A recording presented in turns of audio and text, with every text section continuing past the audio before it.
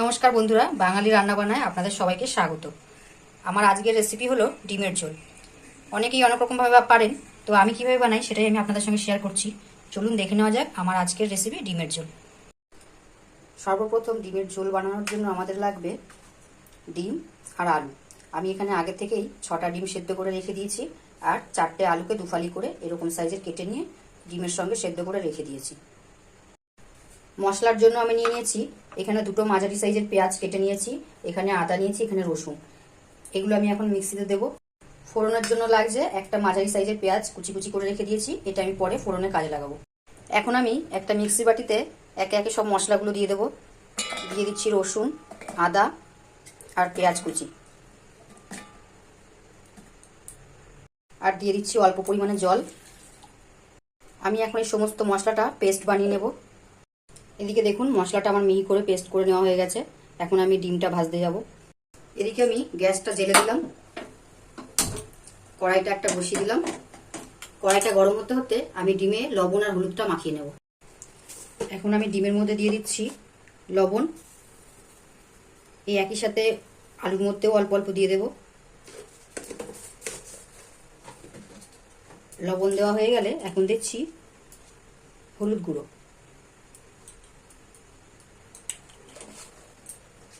এখন এই সবই একসাথে মাখিয়ে নেব।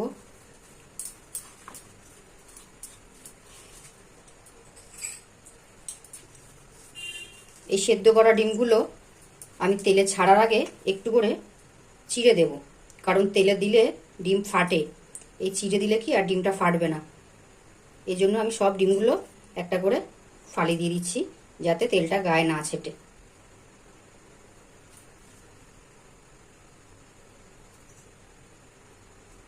দেখুন আমি সব ডিমগুলোই একটা করে ফালি দিয়ে দিয়েছি। ওদিকে আমার কড়াইটাও গরম হয়ে গেছে, আমি এখন কড়াইতে তেল দেব। কড়াইটা গরম হয়ে গেছে, আমি এখন কড়াইতে তেল দিয়ে দিচ্ছি।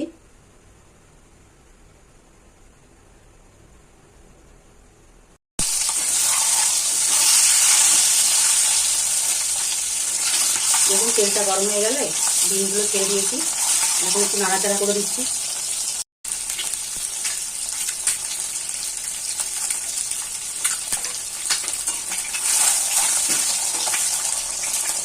ডিমগুলো একটু উল্টে পাল্টে দিতে হবে, যাতে ডিমের সব দিকটাই ভাজা ভাজা হয়।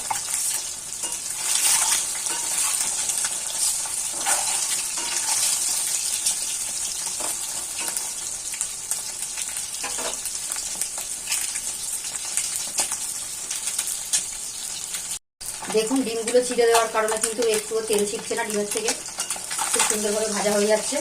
আপনারা চেষ্টা করবেন এরকমভাবে একটু ডিমগুলো গায়ে ছিঁড়ে দিতে। ডিমগুলো আমার ভেজে নেওয়া হয়ে গেছে, এখন আমি একটা হাতা নিয়ে ডিমগুলো তুলে নিচ্ছি।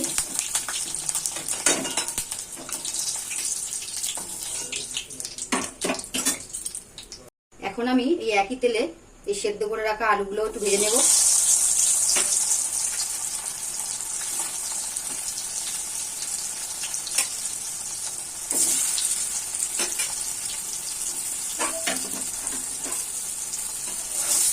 আলুগুলো একটু উল্টে পাল্টে দেবো।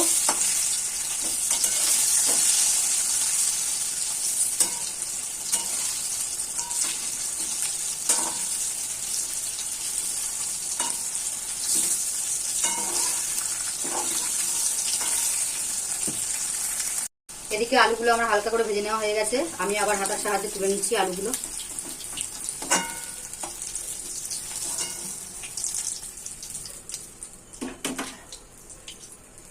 এখন ওই একই কড়াইতে আরেকটু তেল দিয়ে দিচ্ছি।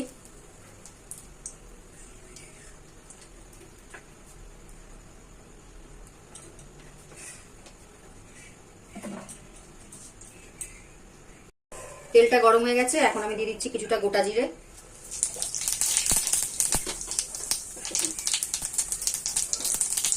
ফোড়নটার থেকে সুন্দর একটা গন্ধ ছাড়লে দিয়ে দেবো কেটে রাখা পেঁয়াজগুলো। যে পেঁয়াজটা আমি কুচিয়ে রেখেছিলাম সেটা দিয়ে দিচ্ছি। পেঁয়াজটা একটু হালকা করে ভেজে নেব। পেঁয়াজটা দেখুন হালকা করে ভেজে নেওয়া হয়ে গেছে। এখন আমি যে আদা রসুন পেঁয়াজটা পেস্ট করে রেখেছিলাম এটা দিয়ে দিচ্ছি।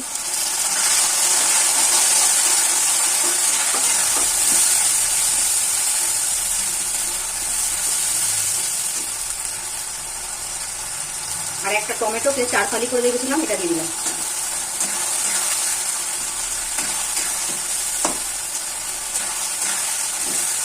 মশলাটাকে ভালো করে কষিয়ে নেব। এদিকে দেখুন একটা বাটিতে আমি জিরের গুঁড়ো আর ধনের গুঁড়ো দিয়েছি, এটা আমি দিয়ে দিচ্ছি। জিরের গুঁড়ো আর ধনের গুঁড়ো দিয়ে ভালো করে মশলাটা কষাতে হবে।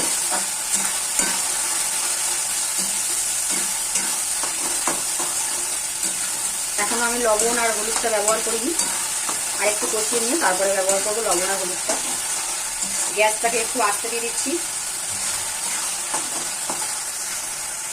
মশলাটা আমার ভালো মতো কষে গেছে। এদিকে দেখুন একটা প্লেটে আমি ঝাল লঙ্কার গুঁড়ো, লবণ আর হলুদ নিয়ে নিয়েছি, এগুলো আমি দিয়ে দেবো এখন। লবণ, হলুদ আর লঙ্কার গুঁড়ো দিয়ে আবার ভালো করে কষিয়ে দিতে হবে। চেষ্টা করবেন মশলাটা সবসময় ভালো করে কষানোর জন্য।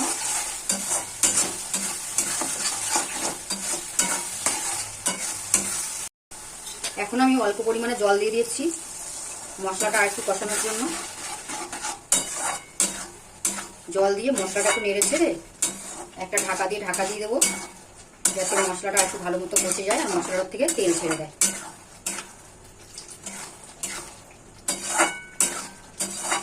তো আমি একটু মশলাটার সঙ্গে জলটা নেড়ে ছেড়ে দিলাম। এখন আমি একটা ঢাকা দিয়ে দিচ্ছি যাতে তেলটা ছেড়ে দেয়। তো 4 মিনিট পর আবার আমি এখন ঢাকাটা খুলছি।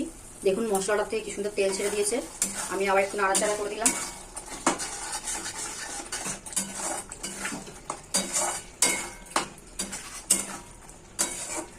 এখন আমি এই ভেজে রাখা আলুগুলো সব দিয়ে দেব।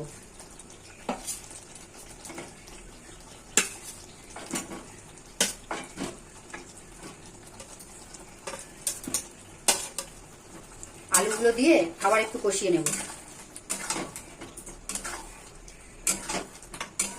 কারণ আমি যখন আলুগুলো সেদ্ধ করেছিলাম আমি পুরোপুরি সেদ্ধ করিনি। এখন কষাতে কষাতে আর একটু সেদ্ধ হয়ে যাবে। আমি আলুগুলো দিয়ে নেড়েছে আবার একটু ঢাকা দিয়ে দেবো। তো আসছি আবার 4 মিনিট পর। এখন আমি 4 মিনিট পর ফিরে এলাম। ঢাকাটা খুলে দেখি, দেখো আবারও তেল ছেড়ে দিয়েছে। এখন আমি ভেজে রাখা ডিমগুলো সব দিয়ে দেবো। ডিমগুলো দিয়ে আবার নাড়াচাড়া করবো।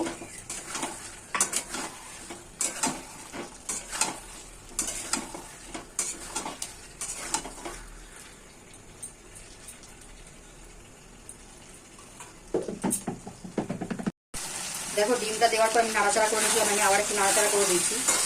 তো মশলা থেকে পুরো কাঁচা গন্ধটা চলে গেছে। এখন আমি জল দিয়ে দেবো।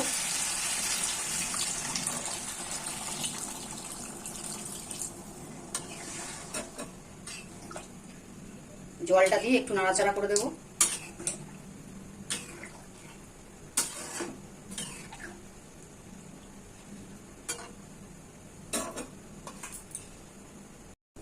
জলটা দিয়ে একটু নাড়াচাড়া করে দিচ্ছি। এখন আমি আবার একটু ঢাকা দিয়ে রাখবো। ফিরে আসছি 5 মিনিট পর। ফিরে এলাম 5 মিনিট পর। ঝোলটা ফুটে গেছে। আমি আর একটু নাড়াচাড়া করে দিচ্ছি।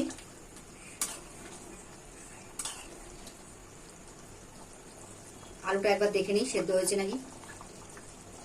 হ্যাঁ, আলুটা দেখো খুব সুন্দর সেদ্ধ হয়ে গেছে। আমি আর একটু ঝোলটা শুকাতে টাইম দেবো। এখন আমি টমেটোগুলোকে ঘেটে দিচ্ছি।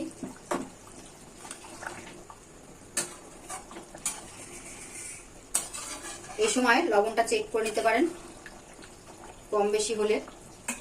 এখন আমি আর ঢাকা দেবো না, ঢাকাটা খোলাই থাকবে, আর একটু জলটা শুকাতে সময় দেবো।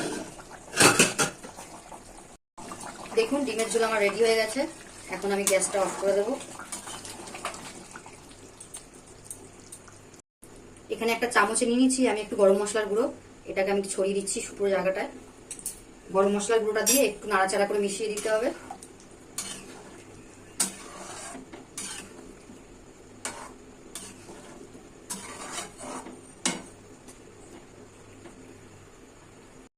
আমি এখন একটা প্লেটে বেড়ে দেখিয়ে দিচ্ছি।